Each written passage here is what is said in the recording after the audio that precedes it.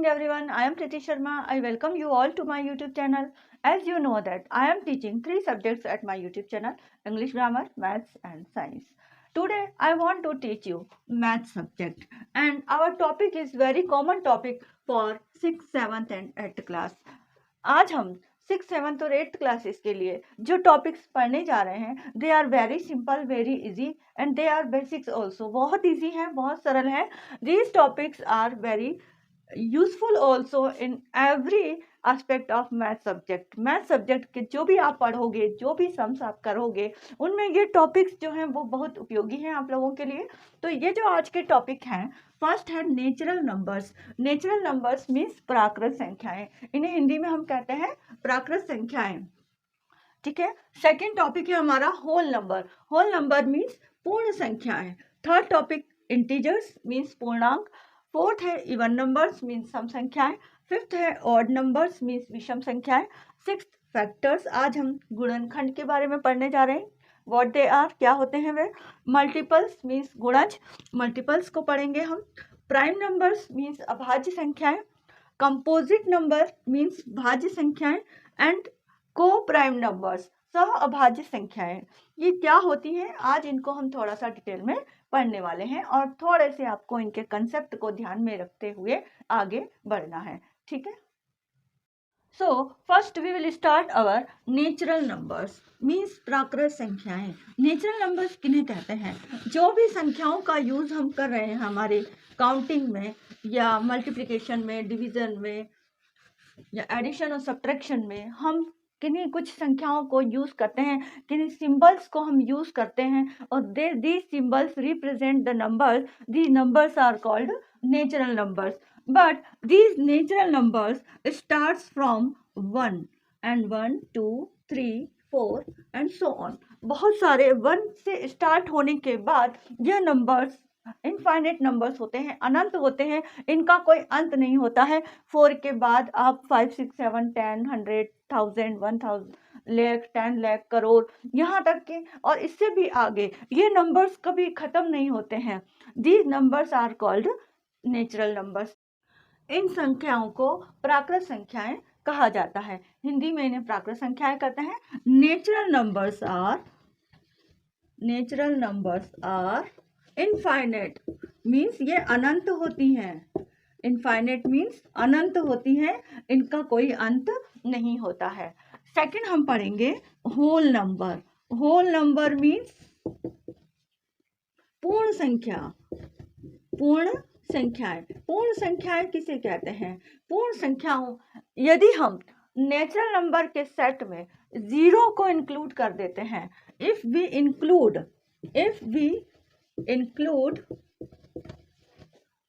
0 in the set of natural numbers या प्राकृत संख्याओं के सेट में हम 0 को या 0 को इंक्लूड कर देते हैं तो उन संख्याओं को हम पूर्ण संख्याएं या होल नंबर्स कहते हैं.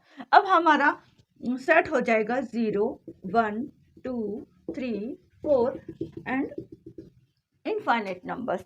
यानी कि ये इसकी स्टार्टिंग तो 0 से होती है, लेकिन एंड ये क्या होता है? इनफाइनेट होता है, अनंत होता है और वो कभी खत्म नहीं होता है. नेचुरल नंबर्स की स्टार्टिंग 1 से होती है, होल नंबर की स्टार्टिंग 0 से होती है. तो हम कह सकते हैं कि all natural numbers are whole number but all whole numbers are not natural numbers. कहने का मतलब ये है कि सभी नेचुरल प्राकृत संख्याएं पूर्ण संख्याएं होती है.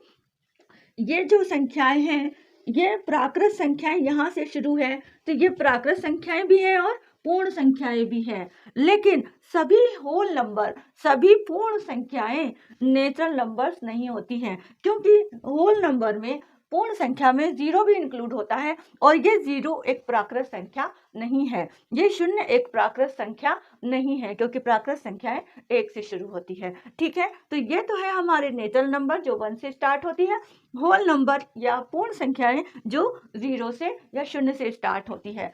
थर्ड हम पढ़ेंगे integers. What are integers? Integers किसे कहते हैं? इंटीजर्स को हिंदी में कहते हैं पूर्णांक. इंटीजर्स मीन्स पूर्णांक, इन्हें हम क्या कहते हैं हिंदी में? पूर्णांक कहते हैं। अब हम यदि हमारे होल नंबर के सेट में नेगेटिव नंबर्स को भी शामिल कर दें, इंक्लूड कर दें, तो वो जो सेट नया बनेगा जिसमें सारे नेगेटिव नंबर्स, पॉजिटिव नंबर्स और जीरो होते हैं, उस सेट को हम इंटीजर्स की कैटेगरी में रखते हैं। जैसे कि if we include negative numbers in the set of whole number के सेट में यदि नेगेटिव नंबर्स को इंक्लूड कर दिया जाए तो वो सारे जो सेट बना है दैट इज कॉल्ड इंटीजर्स, उसे हम क्या कहेंगे? पूर्णांक। जैसे मान लो हम इसे शो करते हैं एक नंबर लाइन पर, ये नंबर लाइन है और यहाँ पर हम 0 1 2 3 4 5 और इसी तरह से आगे तक। अब एज वी नो दैट, हम जानते हैं कि दीज आर नेचुरल नंबर्स, ये सब क्या है? नेचुरल नंबर्स हैं, या इन्हें हम क्या कहेंगे? प्राकृत संख्याएं, ठीक है। फिर हमने इस सेट में जब 0 को इंक्लूड किया था, 0 को शामिल किया था, तो ये कौन सा सेट बन गया था? होल नंबर का या पूर्ण संख्याओं का। होल नंबर या पूर्ण संख्याएं, होल नंबर या पूर्ण संख्याएं। अब इसी सेट में ये पूरी संख्याएं अब क्या है? होल नंबर है। और इसी सेट में यदि हम नेगेटिव नंबर्स को भी इंक्लूड कर देते हैं तो ये जो सेट अब पूरा तैयार होगा हमारा, और ये इस सेट को हम क्या कहेंगे? पूर्णांक या इंटीजर्स कहेंगे। तो इंटीजर्स के अंदर हमारे नेचुरल नंबर्स भी हैं, होल नंबर्स भी हैं और कुछ नेगेटिव नंबर्स भी हैं, ठीक है। Means negative numbers, zero and positive numbers, these all three combine and form integers. इसे हम क्या कहते हैं? इंटीजर्स कहते हैं। हिंदी में हम इन्हें कहते हैं पूर्णांक। Okay, is it clear? ये आपके थे यहाँ तक नेचुरल नंबर्स, होल नंबर्स और इंटीजर्स। यहाँ तक समझ में आया आपको? अब हम देखेंगे कि what is the smallest natural number. हमारा सबसे छोटा नेचुरल नंबर क्या होगा? दैट इज 1, क्योंकि नेचुरल नंबर स्टार्ट ही यहीं से हो रहा है। तो हमारी सबसे छोटी प्राकृत संख्या क्या होगी? 1 होगी, +1। यदि पूछा जाए what is the largest number of natural number, natural number का सबसे बड़ी संख्या कौन सी है? तो we can not define, we can not say, हम नहीं कह सकते। हम क्यों नहीं कह सकते? Because natural numbers are infinite, बहुत ज्यादा है और अनंत है, इनका कोई अंत नहीं है। तो हम नहीं बता सकते कि यहाँ पर सबसे बड़ी संख्या कौन सी है। अब यदि आपसे पूछा जाए कि what is the smallest number of whole number, you can say 0। आप क्या बता सकते हो कि 0 या 0 क्या है? सबसे छोटी पूर्ण संख्या है, सबसे छोटी पूर्ण संख्या है। और इसी का ही यदि आपको पूछो what is the largest number of whole number, सबसे बड़ी संख्या क्या है, सबसे बड़ी पूर्ण संख्या क्या है, तो that is also we can not say, हम नहीं कह सकते क्योंकि संख्याएं अनंत है, इनफाइनाइट है। इंटीजर्स, व्हाट इज द, अब इंटीजर्स में आपको पूछा what is the smallest number of integers, integers का सबसे छोटा नंबर क्या है? वी कैन नॉट से, क्यों नहीं कह सकते हम?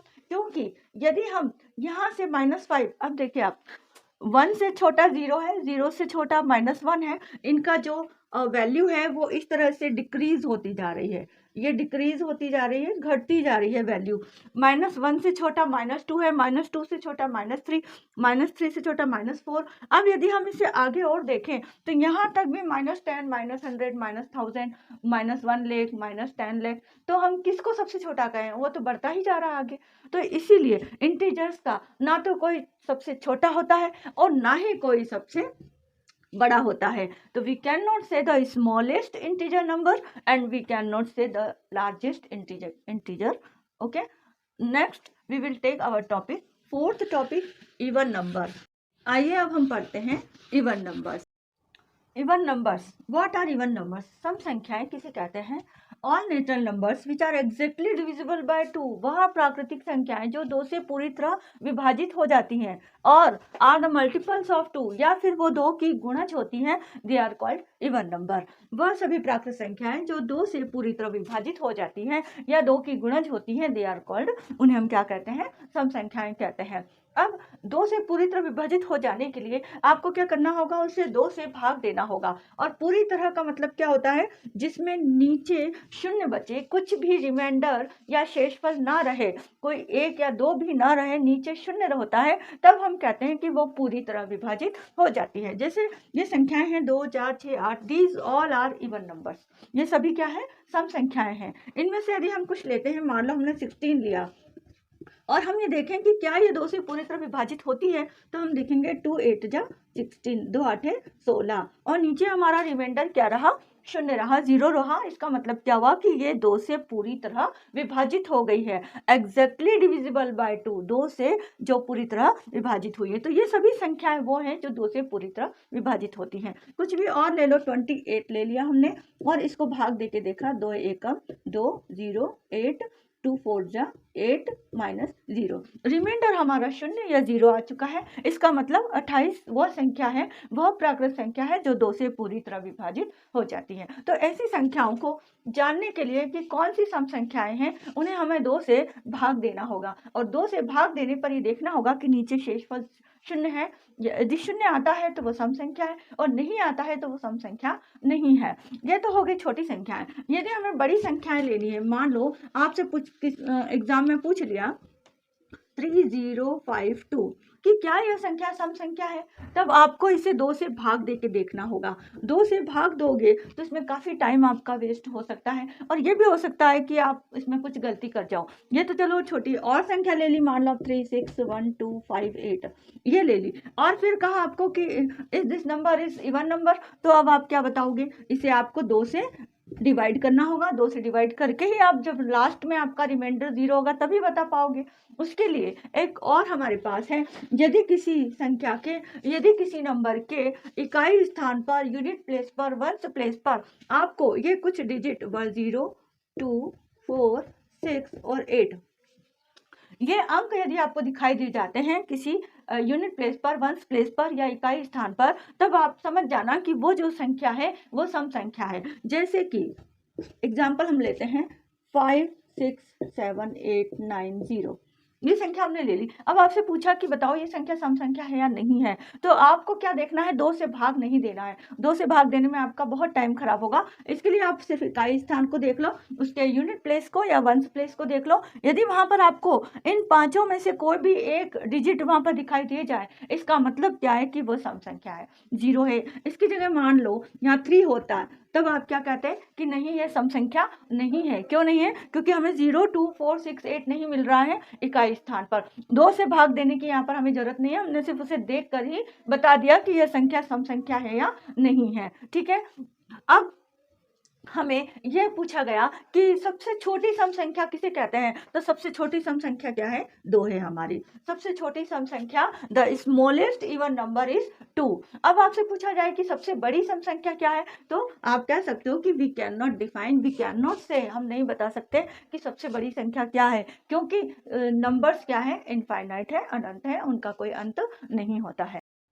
हाँ, 2 की गुणज होती है, तो 2 की गुणज आप ये समझ सकते हो कि 2 के पहाड़े में आने वाली सभी संख्याएं, 2 की टेबल में आने वाले सभी numbers, they are multiples of 2। उन्हें हम क्या कह सकते हैं, 2 की मल्टीपल्स कह सकते हैं। ये हमारा चल रहा है यहाँ से 2 का टेबल यहाँ तक, ये आपका 2 का पहाड़ा, 2 एकम 2, 2 दूनी 4, 2 तिया 6, तो ये यहाँ तक आपका जो टेबल है, ये सब, ये सारी संख्याएं क्या है, 2 की गुणज है, 2 की मल्टीपल्स हैं।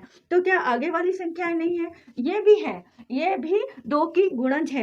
या 20 के बाद यदि हम 2 को ऐड करते जाएं सब में, तो वो सब 2 की मल्टीपल्स हमें मिलते जाएंगे। 20 में हमने 2 को प्लस किया तो 22, 22 में 2 प्लस किया 24, ऐसे ही 30 के बाद हम 2 प्लस करेंगे तो 32 भी क्या है, 2 की मल्टीपल है, 2 की गुणज है। 34 भी 2 की गुणज है, 2 की मल्टीपल है। तो इस तरह से हम 2 के टेबल के बाद 2 प्लस करते जाएंगे तो हमें 2 के मल्टीपल मिलते जाएंगे और वो सभी संख्याएं क्या कहलाएगी, इवन नंबर या सम संख्याएं कहलाएगी। ठीक है, अब हम पढ़ेंगे ऑड नंबर्स। ऑड नंबर्स किसे कहते हैं, all natural numbers which are not exactly divisible by 2। Even number में हमने पढ़ा था कि जो 2 से एग्जैक्टली डिविजिबल होती है, विभाजित होती है, यहाँ पर हम क्या कर रहे हैं, उसका negative, which are not exactly divisible by 2 और are not the multiples of 2 are called odd number. जो 2 से पूरी तरह विभाजित नहीं होती है या 2 की गुणज नहीं होती है, 2 की गुणज नहीं होती है, उन्हें हम विषम संख्याएं कहते हैं। जैसे 1 3 5 7 9। अब ये जो पहले सम संख्याएं क्या थी, 2 4 6 8, और अब जो बची हुई संख्याएं हैं जो उनके बीच में है, वो सारी संख्याएं क्या कहलाएंगी, विषम संख्याएं कहलाती हैं। इन संख्याओं को यदि हम 2 से विभाजित करें, 2 से डिवाइड करें, तो ये 2 से पूरी तरह डिवाइड नहीं होंगी, इनमें रिमाइंडर आपको कुछ ना कुछ मिलेगा। कोई सी भी आप नंबर ले लो, कोई सी भी संख्या ले लो और इसे 2 से डिवाइड करके देखो, आपको कुछ ना कुछ मिलेगा, ठीक है। और जब आपको कुछ भी मिलेगा, एक तो मिलेगा, और ये जो शेषफल आपको एक मिलेगा, ये बताता है कि ये जो संख्या है वो सम संख्या नहीं है, एक विषम संख्या है, ठीक है। तो यहाँ पर भी एक एक के अंतराल से ये आगे बढ़ रही है, एक के बाद 2 छोड़कर 3, 3 को छोड़ 4 छोड़कर 5, और ये सभी संख्याएं क्या कहलाती हैं, विषम संख्याएं कहलाती हैं, ऑड नंबर्स कहलाती हैं। अब which are not the multiples of 2, या 2 की गुणज नहीं होती हैं। कैसे, हमने 2 का पहाड़ा या टेबल पढ़ा था 20 तक, 20 के बाद 2 और प्लस किए तो 22 एक सम संख्या थी, लेकिन 22 सम संख्या है, विषम संख्या नहीं है, इसलिए हम कहेंगे कि ये 2 की गुणज नहीं होती है। आप इसमें 2 के टेबल के बाद 2 प्लस करते जाओगे, वो 2 के गुणज होते हैं, और 2 के गुणज जो होते हैं वो सम संख्या होती है, विषम संख्या नहीं होती, इसलिए हम कह सकते हैं कि ये 2 की गुणज नहीं होती है। अब उसी तरीके से जैसे हमने देखा कि हमें बड़ी संख्याओं का पता करना है, मान लो मैंने एक बड़ी संख्या ले ली 5 6 7 8 9 1, और हमें ये देखना है कि क्या ये सम है या विषम है। तो हम देखेंगे इसके इकाई स्थान पर, इसके यूनिट प्लेस पर, वंश प्लेस पर, यदि हमें 1 3 5 7 और 9 मिलता है, सम संख्या के यूनिट प्लेस पर हमें क्या मिल रहा था, 0 2 4 6 8 मिल रहा था। यहाँ पर हमें सम संख्या, विषम संख्या के इकाई स्थान पर क्या मिलेगा, 1 3 5 7 9 मिलेगा। और जब हमें ये मिलता है तो हम कह सकते हैं कि that number is odd number. ये क्या है, ऑड नंबर है। वेरी सिंपल टॉपिक है ये टॉपिक, इसमें आपको सिर्फ यूनिट प्लेस पर देख लेना है। यदि 0 2 4 6 8 होते हैं तो वो इवन नंबर है, सम संख्या है, और यदि उसके यूनिट प्लेस पर 1 3 5 7 9 होते हैं तो वो संख्या क्या है, विषम संख्या है, एक ऑड नंबर है।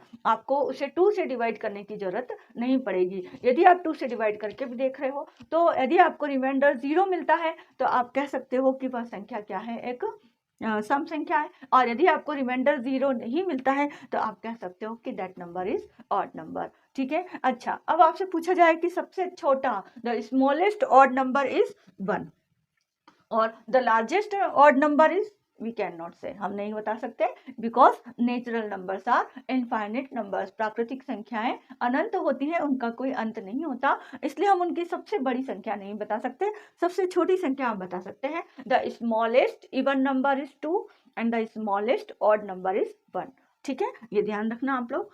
अब हम हमारा पढ़ेंगे next topic, factors. What are factors? Factors को हिंदी में कहते हैं गुणनखंड। गुणनखंड का मतलब क्या हुआ, जो गुणों के खंड हैं या गुणा के खंड हैं। जैसे गुणा का खंड हम कैसे कर सकते हैं, जैसे मान लो मेरे पास 6 है, तो 6 किससे बना, कौन सी ऐसी 2 संख्याएं जो आपस में गुणा होकर 6 बनाती है, तो मैंने लिखा 2 तिया 6 बराबर, ठीक है, 2 तिया 6। तो 6 के गुणनखंड क्या है, 2 और 3। गुणनखंड जो गुणा के खंड है 6 के, यदि 6 के जोड़ यदि हम करते हैं कि कौन कौन से जो 2 संख्याएं ऐसी हैं जिनको जोड़ने पर 6 बन जाए, तो 3 + 3 6 हो जाता है, 5 + 1 6 हो जाता है, 4 + 2 6 हो जाता है। तो यहाँ पर गुणा कहीं भी नहीं है, तो इन्हें हम गुणे के खंड नहीं कह सकते, हमें गुणा के ही खंड चाहिए। मतलब ऐसी संख्या है जिनको हम आपस में गुणा करें तो वो हमें 6 मिले, इसका मतलब ये क्या है, 6 के गुणनखंड है, 2 और 3। और गुणनखंड को हम कैसे निकाल सकते हैं, गुणनखंड निकालने के लिए हम, आप लोगों ने किया भी होगा, जैसे मान लो मैंने लिया 18 के मुझे गुणनखंड निकालने हैं, तो मैं ऐसी संख्या यहाँ पर लूंगी जो इस 18 को पूरी तरह विभाजित कर दे। और पूरी तरह विभाजित करने का मतलब आपको पता ही है कि नीचे शून्य होना चाहिए। तो मैंने लिया 18 क्योंकि मुझे पता है 2 नाम 18 होते हैं, 2 9 जा 18 होते हैं, तो मैंने 2 लिया और ये 9 किया यहाँ पर, 2 9 जा 18। अब 9 में भी मैं वही 9 को भी मैं उसी संख्या से विभाजित करूंगी जो इसको पूरी तरह विभाजित करे।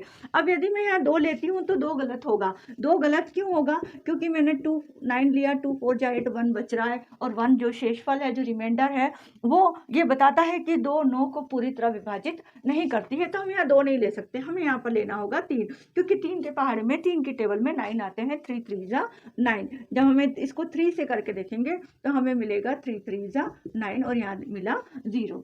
जब 0 में मिल जाता है तो हम कह सकते हैं कि जो 3 है वो 9 को पूरी तरह से विभाजित कर देता है, 9 को एग्जैक्टली डिवाइड कर देता है।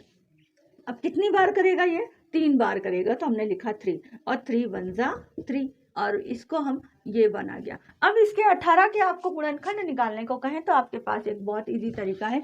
आप पहले, यदि छोटी संख्या है तो आप ओरली भी कर सकते हो, मौखिक भी कर सकते हो कि 18 जो संख्या है वो किस किस की टेबल में आ रही है, किस किस के पहाड़े में आ रही है। तो देखो, एक के पहाड़े में तो सभी संख्याएं आती है, 1 की टेबल में तो सभी संख्याएं आती है, तो 1 तो है ही है सबका गुणनखंड, ठीक है, क्योंकि 1 में हम 18 का गुणा करते हैं तो 18 आते हैं, ठीक है ना, 1 18, तो 1 भी क्या है? इसका गुणनखंड है। अब आ जाओ 2, क्या 2 गुणनखंड है 18 का? है। क्यों? कितनी बार आता है? 2 9 जा 18, 9 बार आता है।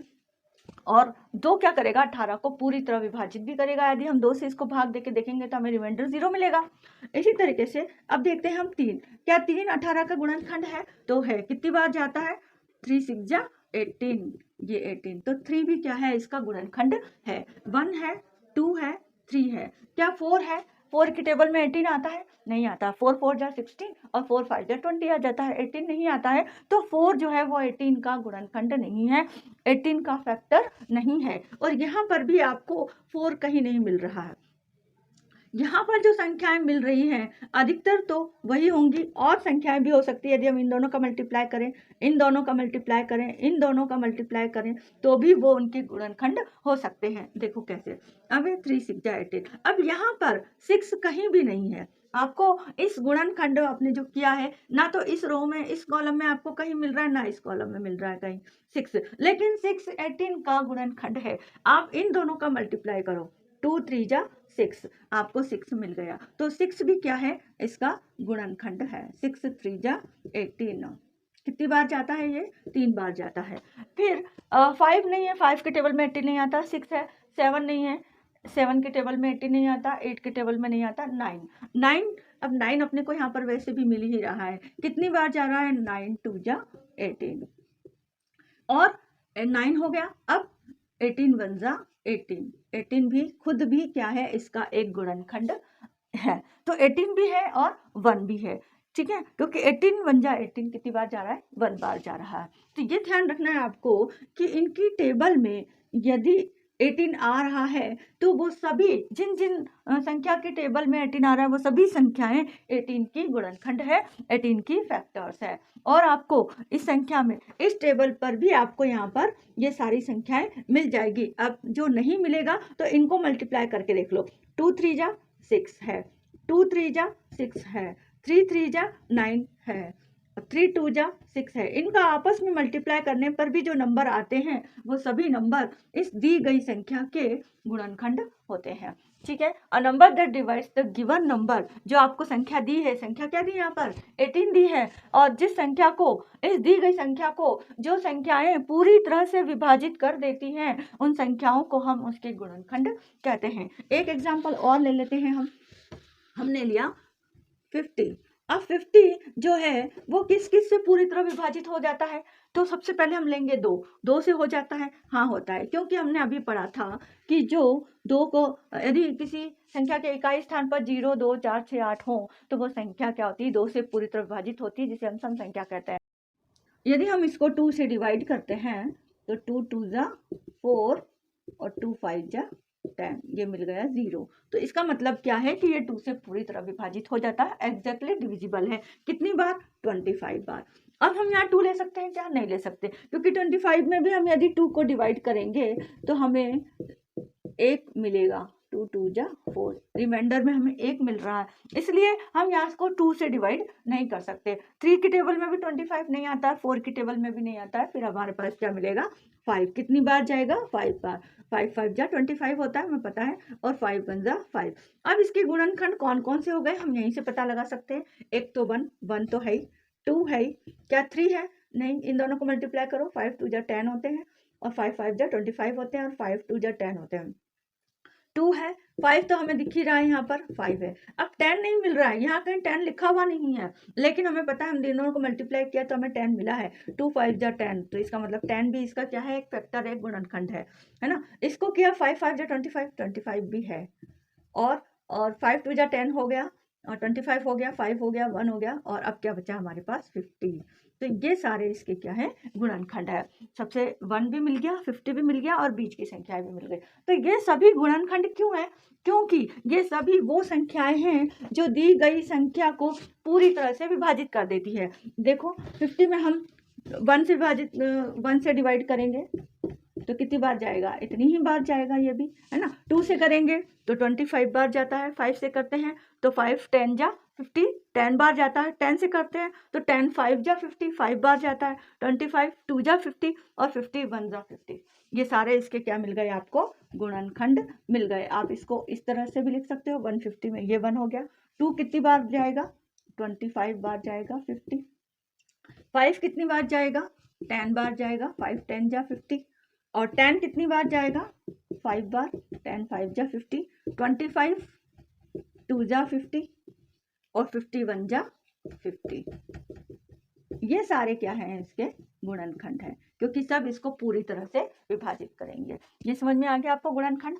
अब क्वेश्चन ये बनता है कि सबसे छोटा गुणनखंड क्या होता है किसी संख्या का, किसी दी गई संख्या का। जैसे अभी अपन ने 50 लिया, तो इसका सबसे छोटा गुणनखंड क्या था, 1, है ना। हमारा ये था 1 2 5 10 25 और 50, ये सभी इसके क्या थे, गुणनखंड थे। अब आपको पूछा जाए कि किसी दी गई संख्या का सबसे छोटा गुणनखंड क्या होता है, तो आप बताओगे 1।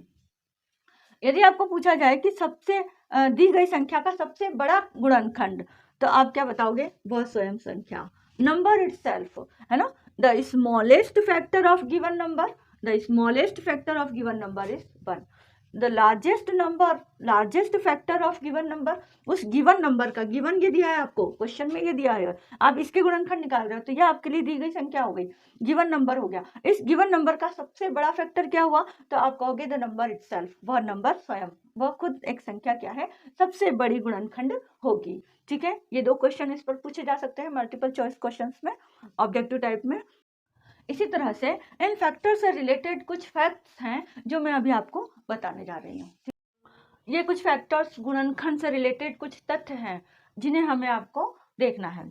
जैसे 1 is a factor of all natural numbers. 1 क्या है, सभी संख्या का गुणनखंड होता है। कोई सी भी संख्या ली, मान लो मैंने 6 लिया, इसका गुणनखंड देखना है, तो यह किस किस से बना है। यदि हम इसके गुणनखंड निकालें तो 2 3 6 और 3 एकम 3, तो इसके गुणनखंड क्या होगा, 1 2 3 और 6। ये 4 संख्याएं जो है, जो इसकी गुणनखंड है, किसकी, दी गई संख्या की, 6 की गुणनखंड है। तो इसमें देखो, एक जो है वो हर संख्या का गुणनखंड होगा ही होगा। हर संख्या, आप किसी का भी गुणनखंड निकालोगे, एक जरूर आएगा, तो एक उसका गुणनखंड होता ही है। वैसे भी एक की टेबल में सभी संख्याएं आती, तो एक तो प्रत्येक संख्या का गुणनखंड हो गया, प्रत्येक संख्या का फैक्टर हो गया।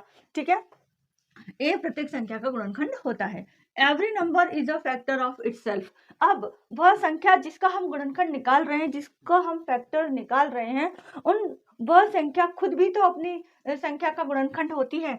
तो प्रत्येक संख्या स्वयं का गुणनखंड होती है। ये देखो, ये 6 है और इसका एक गुणनखंड 6 भी है, तो प्रत्येक संख्या अपनी खुद दी गई संख्या का भी गुणनखंड होती है। ठीक है, the factors of a number are smaller और इक्वल टू द नंबर। अब जो हमको संख्या दी गई है, जो गिवन नंबर है, जो दी गई संख्या है, उसके जितने भी गुणनखंड होते हैं, वो उससे या तो छोटे होते हैं या उसके बराबर होते हैं।